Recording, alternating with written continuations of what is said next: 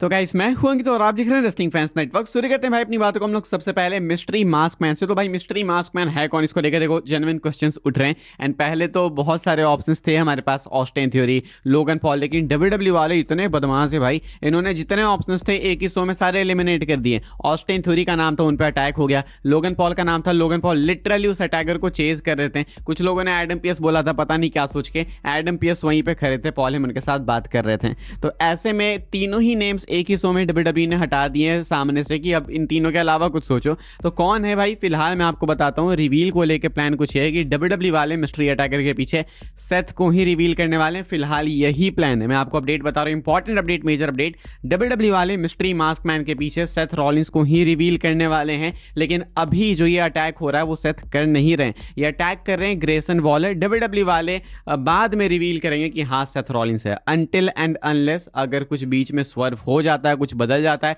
जिसके चांसेस अब बहुत ज्यादा हैं क्योंकि ब्रेकर इंजर्ड हो चुके हैं। सेथ का भी एग्जैक्ट नहीं पता कि वो रिकवर करेंगे अपनी। पहले क्या था कि डब्ल्यूडब्ल्यू वाले ऐसे थे कि चलो अगर सेथ मतलब 99% या 95% हो जाएगा रिकवर तो वापस ले आएंगे, लेकिन अब वापस लाके करेंगे क्या जब ब्रेकर ही इंजर्ड है। तो इसलिए अभी जो प्लान्स है कि हाँ मिस्ट्री अटैकर के पीछे सेथ को रिवील करेंगे, वो रेसलमेनिया तक रहेंगे या फिर नहीं वो नहीं पता, क्योंकि फिलहाल ब्रेकर ही इंजर्ड हो चुके हैं। एंड आपने से काफी सारे लोग कह भी रहते हैं वो मिस्ट्री अटैकर वाली वीडियो के नीचे कमेंट्स में कि ग्रेसन वॉलर जैसा लगा। काफी लोगों को वो ग्रेसन वॉलर की तरह लगा, एंड गलत नहीं हुआ, वो इसीलिए लगा बिकॉज ग्रेसन वॉलर ही है मास्क के पीछे। सिंपल सीधी बात है, जब छुपा के ही लाना है किसी को तो डब्ल्यूडब्ल्यू वाले किसी को भी यूज कर सकते हैं ना। फिर हो सकता है कि कोई गार्ड ही हो, सिक्योरिटी गार्ड हो सकता है, कोई सुपरस्टार हो ही ना। लेकिन मेन है कि रिवील किसको किया जाएगा, तो रिवील फिलहाल तो प्लान सेथ के लिए ही है। लेट्स सी ब्रेकर की इंजरी कितना इंपैक्ट इस पर डालती है। हम लोग आगे बढ़ते हैं भाई, बात करते हैं रॉय स्कीज की। तो रॉय स्कीज के ड्रामा को लेकर अपडेट है। अगर आपको नहीं पता कि कौन सा ड्रामा क्या हो गया, मैं आपको हल्का सा कॉन्टेक्स्ट देता हूं। कल मैंने वैसे इसकी बात कर रखी, कल लास्ट वीडियो में शायद।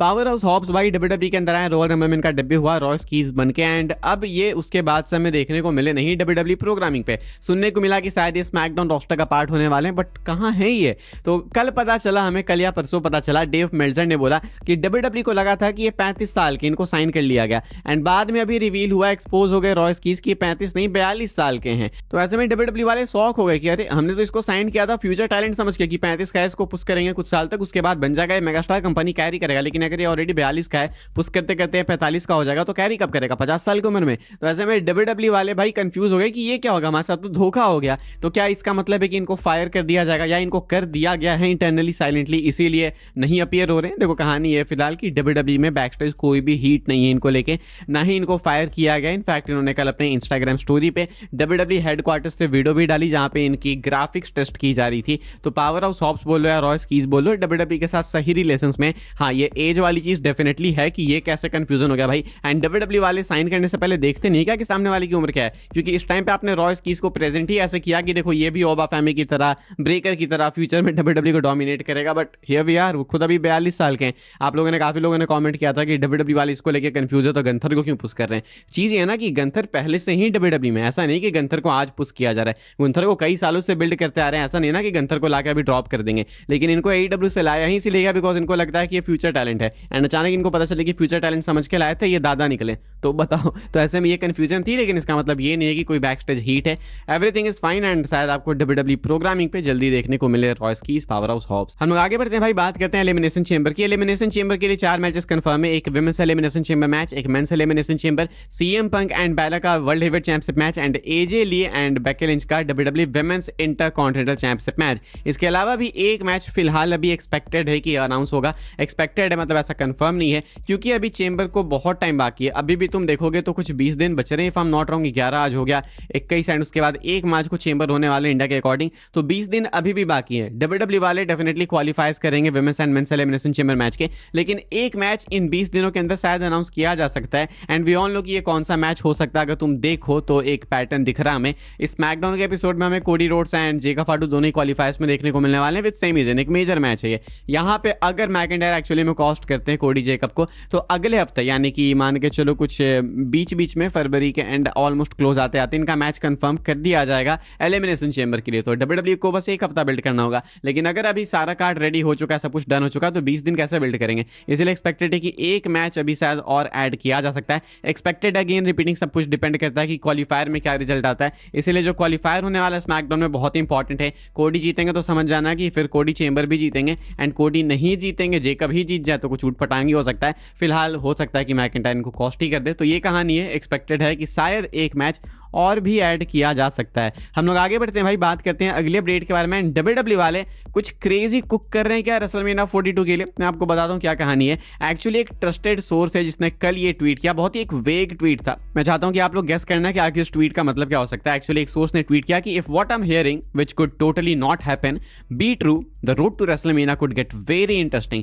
इनका कहना है कि जो मैंने सुना है अपने सोर्सेज से, जो भी मैंने बातचीत की, जो भी मुझे पता चला, जो कि शायद ना भी हो, लेकिन अगर हो जाए तो रोड टू रेसलमेनिया बहुत ही इंटरेस्टिंग होगा। यहाँ पे एग्जैक्ट रेसलमेनिया की बात नहीं की जा रही है, रोड टू मेनिया की बात की जा रही है। इनका कहना है कि शायद ये गलत भी हो सकता है, शायद ना भी हो, अब या तो यानी कि कुछ बहुत ही क्रेजी है सुनने में ही, इसीलिए वो गलत हो सकता है। लेकिन अगर वो सही हो जाए तो देन रोड टू मेनिया बहुत ही इंटरेस्टिंग हो सकती है। लेकिन यहाँ पे मेन चीज़ है कि हमें पता ही नहीं ना कि किस कॉन्टेक्स्ट में बात है, किस सुपरस्टार की बात की जा रही है, किसी फ्यूड की बात है, किसी रिटर्न की बात है, या किसी मैसिव मैच की बात है। नो वन नोज क्या चक्कर है। फिलहाल अभी इनका कहना है, ट्रस्टेड है बाय द वे सोर्स, मैं आपको बता दूं, तो जब इसको लेके कुछ आइडिया लगेगा मुझे तो मैं आपको बता दूंगा। फिलहाल जॉस आइजनबर्ग का कहना है कि कुछ क्रेजी कुक हो रहा है, देखते इसको इंप्लीमेंट किया जाता है या फिर नहीं, वी विल हैव टू सी। आगे बढ़ते हैं गाइस, हम लोग बात करते हैं क्रिस जेरिको, एज स्टाइल्स, इन दोनों की। क्रिस जेरिको का WWE रिटर्न अभी तक नहीं हुआ है, शायद ये होल्ड भी किया जा रहा है, एंड शायद हो सकता है तब जब एज स्टाइल्स WWE लीव कर दें, या फिर शायद ना हो अगर एज स्टाइल्स WWE लीव ना करें।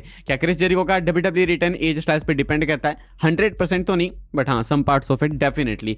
क्या कहानी है देखो, फिलहाल एज स्टाइल्स WWE के साथ किसी डील पे आ नहीं पा रहे हैं। सुबह मैंने आपको अपडेट बताई कि दोनों सेम पेज पे भी है नहीं। एज स्टाइल्स अगर फ्री एजेंट बन जाते हैं इस बीच, तो हो सकता है कि AEW एंड बाकी कंपनीज उनको ऑफर करे एंड एज स्टाइल्स उनके साथ साइन कर ले। तो अगर एज स्टाइल्स साइन कर लेंगे AEW के साथ में, सपोज करो एक व्हाट इफ सिनेरियो है, तो WWE वाले कैसे भी करके जेरिको को लेके आएंगे। एंड दूसरा कि जेरिको ने बोला कि वो AEW में रहने के लिए रेडी हैं, लेकिन एक ही शर्त पे कि टोनी खान उनको उनके मुंह मांगे पैसे दें।